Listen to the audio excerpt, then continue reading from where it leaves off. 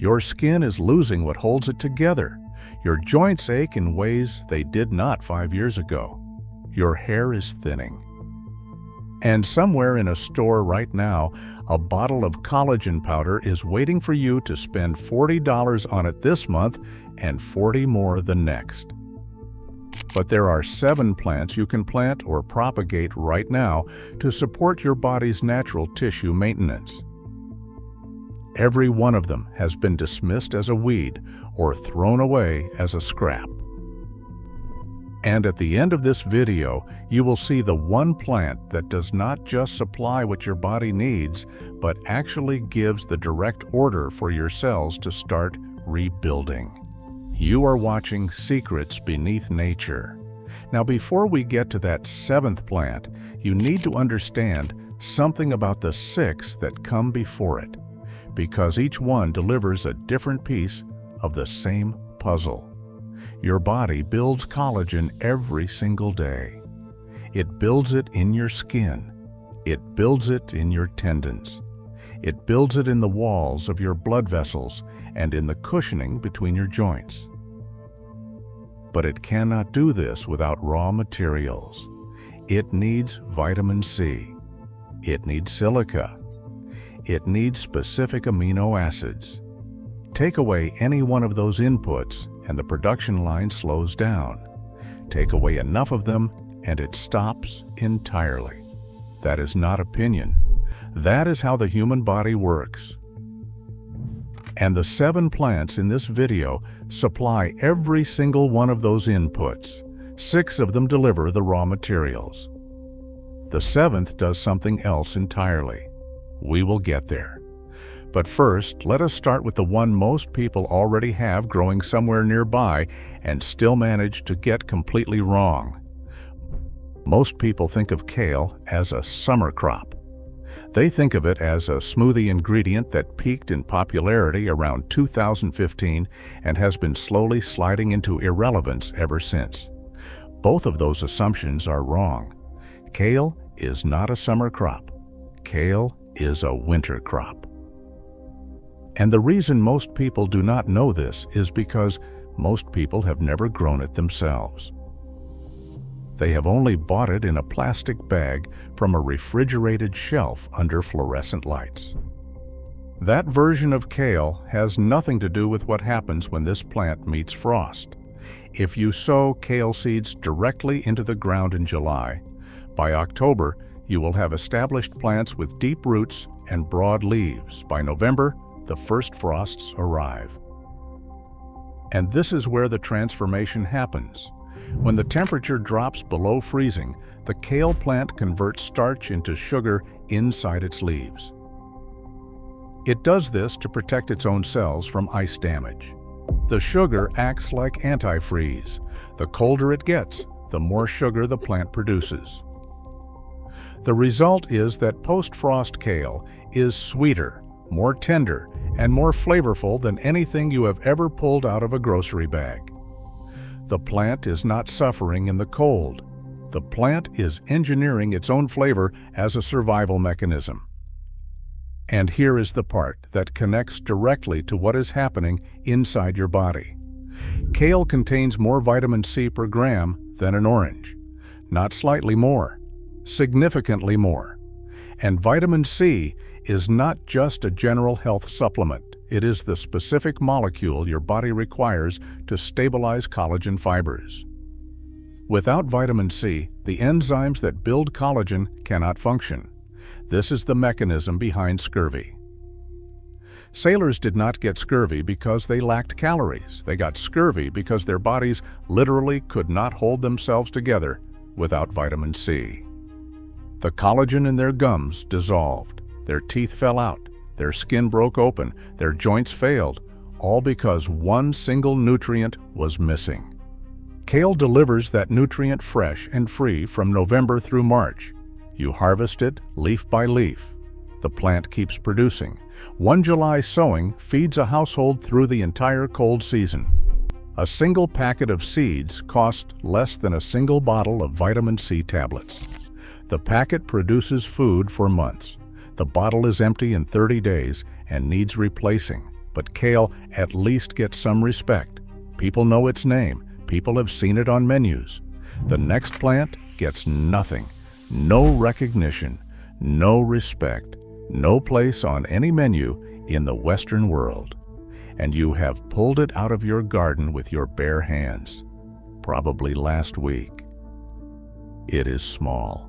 It grows low to the ground.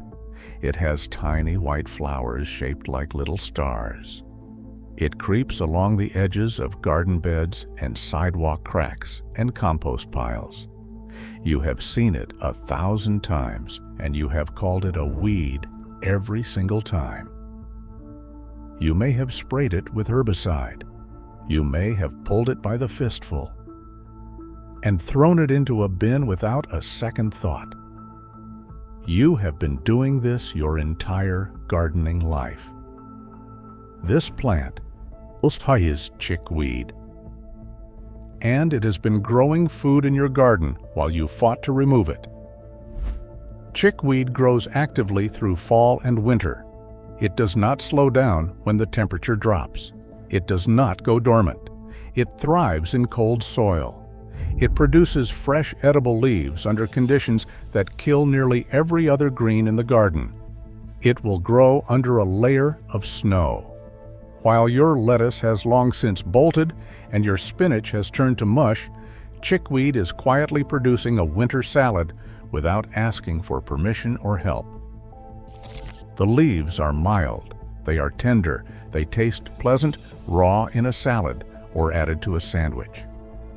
They contain vitamin C and minerals and saponins that have been documented in herbal texts going back to 1653. Nicholas Culpeper wrote about chickweed in his Complete Herbal nearly 400 years ago. It was a common food across Europe. Grandmothers gathered it, children ate it.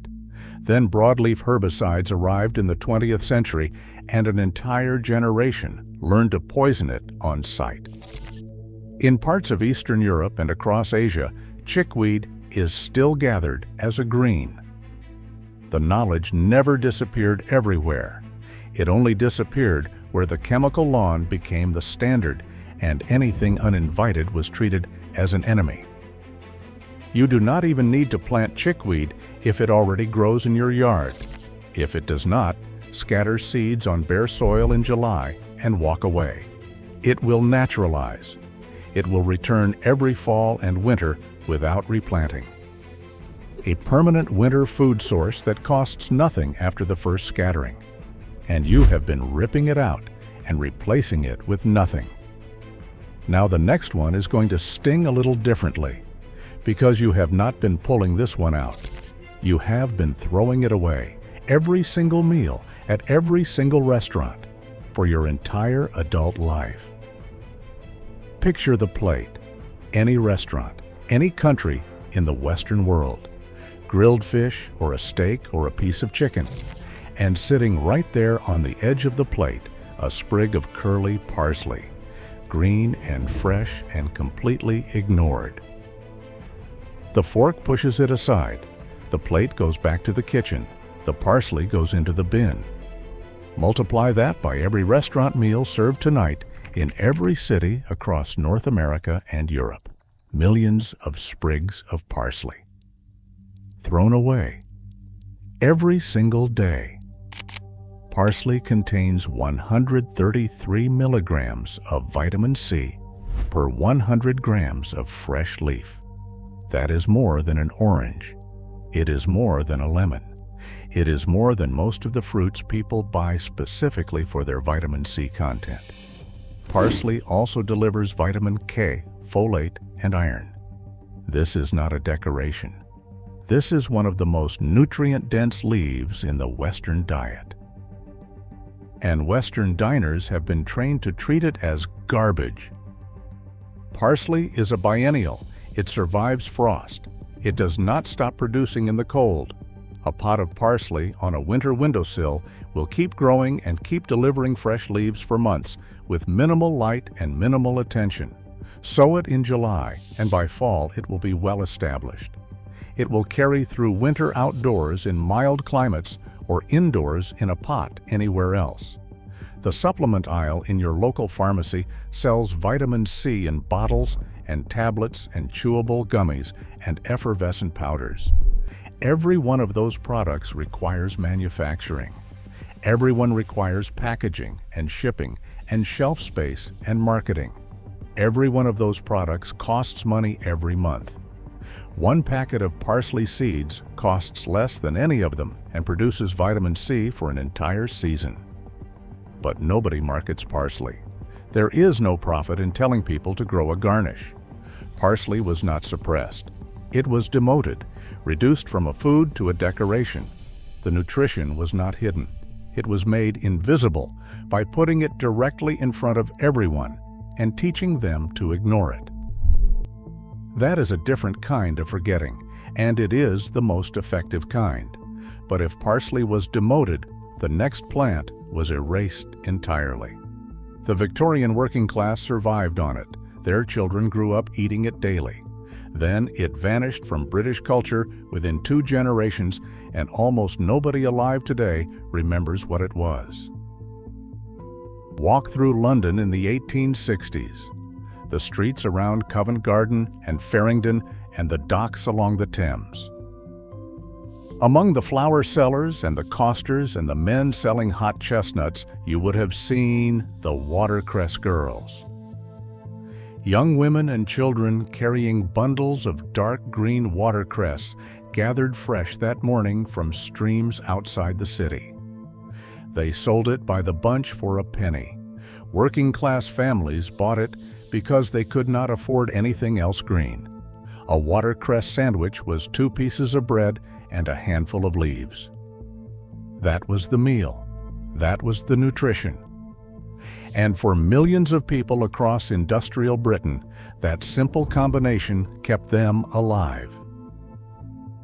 In 2014, the United States Centers for Disease Control published a ranking of fruits and vegetables based on nutrient density. They called it the Aggregate Nutrient Density Index. They ranked 41 items. Watercress came in at number 1, above kale, above spinach, above Swiss chard, and beet greens and every other trendy leaf of the last decade. Number 1, the single most nutrient-dense food on the list, and almost nobody noticed. Watercress delivers vitamin C in a whole food form the body can use immediately. It grows in water, not soil. Water. A shallow tray on a windowsill with an inch of water is enough. You can grow it indoors through the entire winter. You harvest by cutting. It regrows. You cut again. It regrows again. The Victorians sustained families on this plant using nothing but a stream and a pair of hands. You can do it with a baking tray and a tap. But after the war years, after the welfare state expanded access to processed foods and supermarket greens, watercress became old food, poor food. The food your grandmother ate because she had no choice. Nobody marketed it. Nobody branded it. Nobody put it in a capsule with a label and a subscription plan. It simply fell out of the culture. The streams still flow. The watercress still grows in them. The knowledge to use it dissolved within a single generation. Now everything up to this point has been about supplying your body with raw materials. Vitamin C from kale and chickweed and parsley and watercress. Your body takes that vitamin C and uses it to build collagen. That process works. But the next plant adds something the others cannot. It delivers silica, vitamin C, and the actual amino acids that collagen is made from. Not just the tools, the bricks themselves.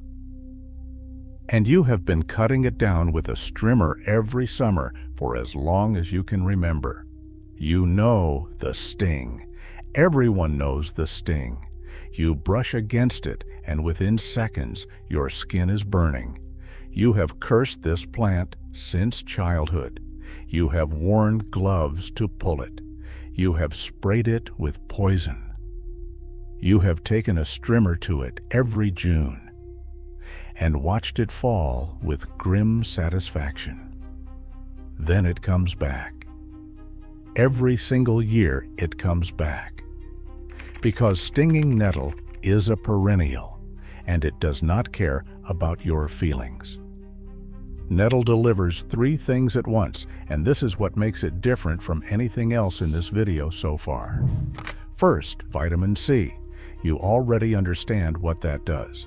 Second, silica. Silica helps cross-link collagen fibers after they are built.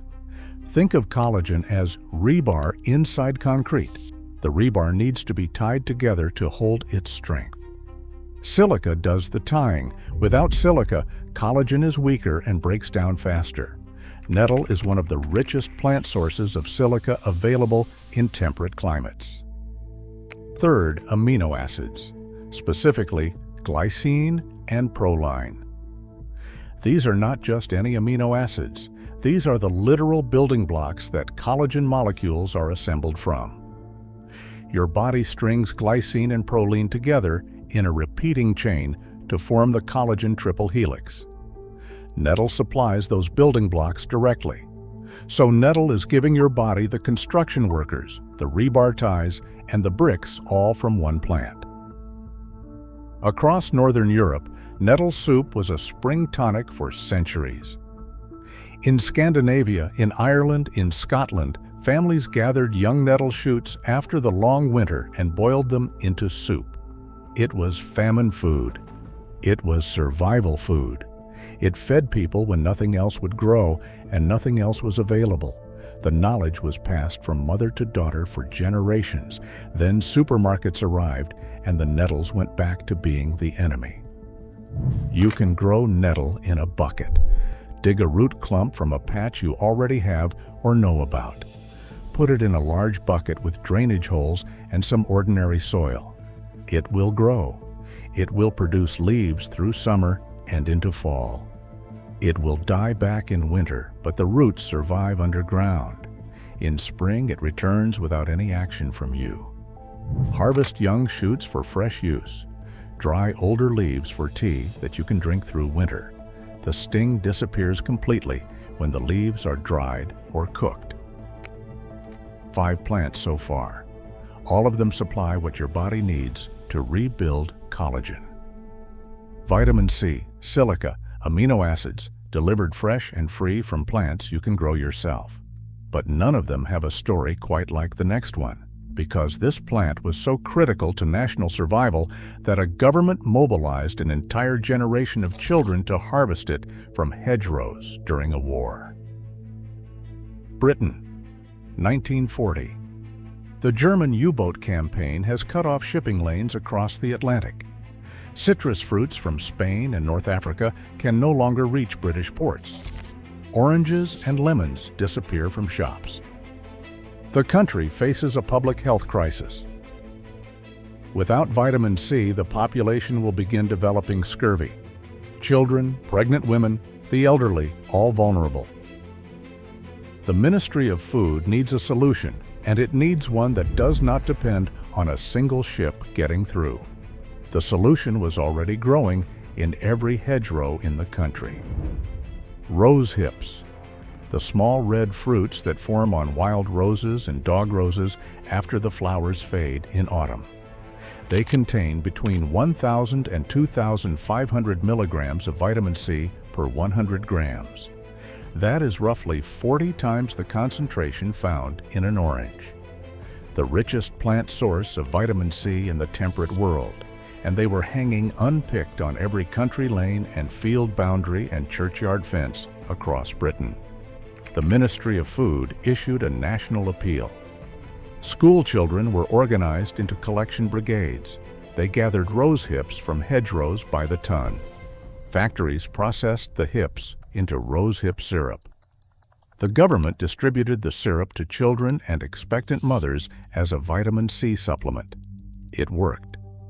Britain avoided a scurvy epidemic during the war years because a generation of children picked wild fruit from bushes that had been growing untouched for centuries. Then the war ended. Citrus imports resumed. Oranges appeared back on shop shelves, and rosehip syrup vanished from British life within 15 years. The hedgerows are still there. The roses still bloom. The hips still ripen in October and hang on the branches through November and December and January. Red and glossy against bare winter branches. Nobody picks them. The knowledge that saved a nation from scurvy disappeared in less than 1 generation. If you have wild roses or dog roses growing near you, the rose hips are already there waiting. If you do not, plant a rugosa rose. It is fast-growing and heavy-bearing and extremely hardy. Harvest the hips after the first frost when the vitamin C content peaks. Dry them for tea or cook them into syrup. The vitamin C survives gentle drying. A single established rose bush produces enough hips to supply a household through winter. The plant requires no annual replanting. It produces year after year after year. 6 plants. All of them feed the collagen pathway by supplying raw materials. Vitamin C as the essential cofactor. Silica as the crosslinker. Amino acids as the building blocks. Your body takes those inputs and assembles collagen on its own schedule using its own machinery. The system works if you give it what it needs. But the 7th plant does something none of the other 6 can do. It does not supply materials. It tells your cells to start building. That is a fundamentally different thing. And it grows in a bucket of wet soil on a windowsill. Every plant before this one works like delivering lumber and nails to a construction site. The materials sit there, and the workers use them when they are ready. But this plant works like sending a foreman to the site who tells the workers to pick up the pace. The lumber still matters, the nails still matter, but the instruction to build faster, that changes the entire output. This plant is Gotu kola. Its scientific name is Centella asiatica, and it has been used across Southeast Asia for centuries in ways that Western medicine is only now beginning to understand. In Sri Lanka, people notice that elephants seek out this plant and eat it regularly. Elephants live long lives, and their skin remains thick and resilient into old age. In Thailand and Vietnam, Gotu kola is eaten fresh in salads. In traditional Ayurvedic practice, it has been used for wound healing and skin repair for longer than written records can confirm. What modern in vitro and animal research has found is that isolated Gotu kola extracts containing asiaticoside and madecassoside can stimulate fibroblast activity, while drinking a mild leaf tea or eating a few raw leaves provides a much lower unstandardized dose. Compared to concentrated clinical extracts, it remains a celebrated traditional herb for skin vitality. This is the distinction that separates Gotu kola from everything else in this video. Vitamin C from kale or parsley or rosehips keeps the machinery running. Gotu kola turns up the speed. Combine the two approaches and you are supplying the raw materials while simultaneously activating the production line. That combination is what the supplement industry would love to sell you in a capsule with a subscription attached. Growing Gotu kola is simple, but it requires one specific condition: moisture. The plant is a low creeping ground cover with small round leaves on thin stems. It spreads horizontally. It likes wet soil. A wide, shallow container with rich, moist soil is all it needs. It grows outdoors through summer in most temperate climates, but it does not tolerate hard frost. Before the first freeze, bring the bucket indoors. Place it on a windowsill or under a basic grow light.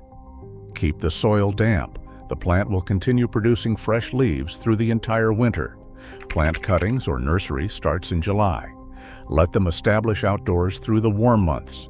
By September or October, the plant will have spread to fill its container. Bring it inside when nights drop toward freezing. Harvest leaves regularly through winter.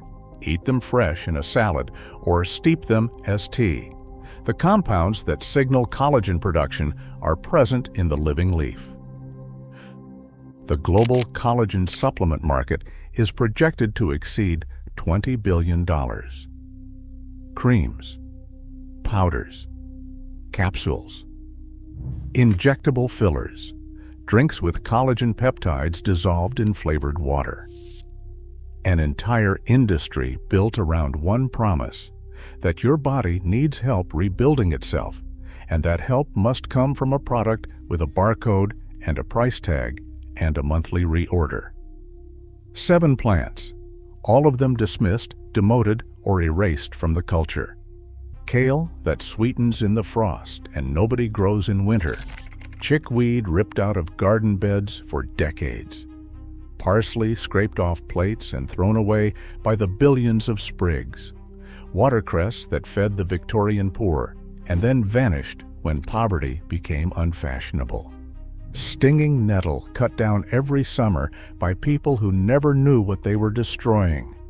Rose hips that saved a nation and were forgotten within 15 years of the last bomb falling. And Gotu kola sitting in a bucket of wet soil, quietly telling your cells to do what they were always designed to do. While tropical varieties like Gotu kola must be brought indoors before frost, and perennials like nettle or rose hips require an initial year of structural development before winter harvesting, they offer an incredible long-term botanical cycle. Every one of them feeding a system inside your body that an industry worth billions depends on you never learning to feed yourself. The supplement companies will not tell you. The skincare brands will not tell you. The collagen powder on your kitchen counter will not tell you. But the plants do not care who profits and who does not. They grow. That is what they do. They have been doing it for longer than any company has existed. And they will keep doing it long after the last subscription box has been canceled. The only question is whether you put them in the ground this month.